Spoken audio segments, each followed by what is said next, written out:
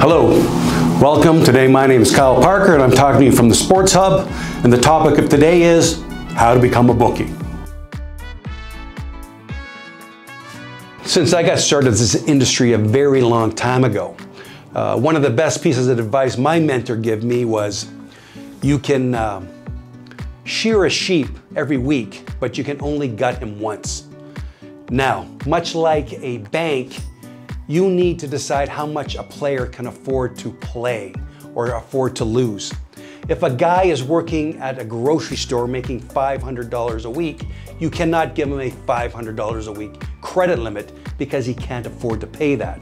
So you have to really know a little bit about your client and what they can afford to pay. If a guy is only making $500 a week, you cannot realistically give him a credit limit of greater than $100 or 20% of his take-home salary. And usually after that, your wager limit should only be 10% of his credit limit. So if a player's credit limit is $500, his max wager should be $50, okay? Now, how much money do you need to start? You're thinking, well, I got 10 players and they all have a $500 credit limit. That means you have a $5,000 exposure. But if you're using a quality paper head service like Real Bookies, they're always trying to balance the line. Realistically, you should have at least in liquid cash 50% of the amount of credit you're giving out. Because any given week, some are gonna lose, some are gonna win, some are gonna lose, some are gonna win, but they're not all gonna win at the same week. So you wanna be able to have enough money on hand to pay the winners while the losers are paying you. Make sure you're very transparent with your players on setting up a payment schedule. Usually people that use a paperhead service, the deal is you pay on Mondays and collect on Tuesdays, or it could be pay on Tuesdays, collect on Wednesdays. But whatever it is, set it up and then that's the terms that you'll use with your players. The best ways to get players are, one, your friends. The only drawback of having your friends playing with you, you'd hate to lose a friend because he owes you a lot of money, or not be invited to your friend's kid's birthday party because he owes you $500. My personal rule of thumb is I don't do business with friends. But I play in a lot of sports leagues, so if you play in a baseball league, a hockey league, or like to go out to watch the games at the sports bars, I am sure that there are a lot of people out there that are interested in gambling, and you could probably hear them gambling or talking about the game or a bet that they place, and that those are the opportune times to let these people know that you are in the industry, and if they're interested into an account, to call you, pull them aside privately, and let them know of the service you provide, and be transparent on credit limits and wager limits, because you don't want to expose yourself to a player or somebody that wants to make bets greater than what you want to take. Some of the best bets that you do take are the bets you don't take at all until you are prepared to take the risk financially by taking some action. What happens is the favorite wins. You can't really talk about the favorites winning unless you talk about the dogs losing. Now, realistically, you have to put yourself in the mindset as a stock exchange, because you don't really care if the favorite wins or the dog wins. Your job is to just collect your processing fee or vig or commission and handling the bets of your clients.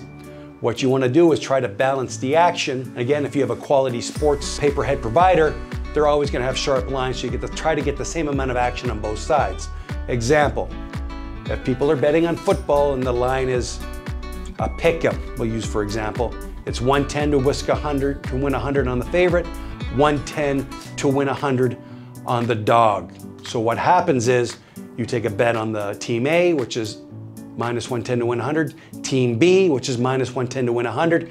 It really doesn't matter if the favorite wins or if the dog wins. You're gonna collect from the guy that bet the loser $110, you're gonna give $100 to the winner, and you bank $10 just for providing the transaction. So that's why it's important to try to get as much volume as you can. And it's not about trying to get the players that bet the biggest amount of money, because you don't really want to take the action. You just want to get the volume, getting, again, If you get $100 on each side, you make $10. $1,000 on each side, you make $100. $10,000 on each side, you make $1,000 with no risk at all. That is why it's important that you have a paperhead software that has quality lines that are moving in real time, so don't you expose yourself to lopsided action because you have weak lines on one side or the other.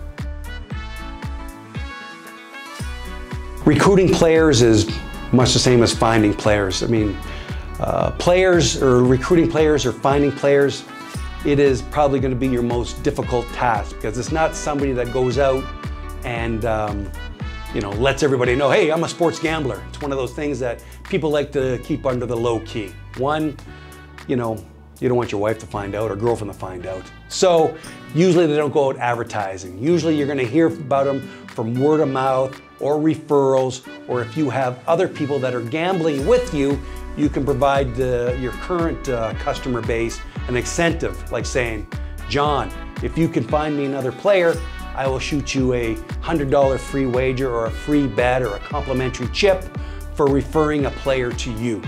And that's probably the best word to recruit players is through referrals and word of mouth and having a good reputation of a quality agent that pays on time and provides a great service and a great product.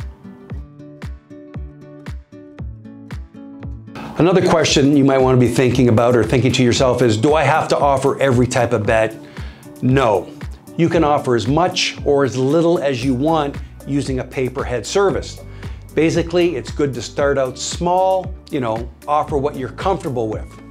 One of the things that I like to do is offer every single bet, but you don't have to. But the thing is, you set some of the higher risk markets and some of the higher risk wagers at a lower limit. So you're taking all the action, but you do not have to do that.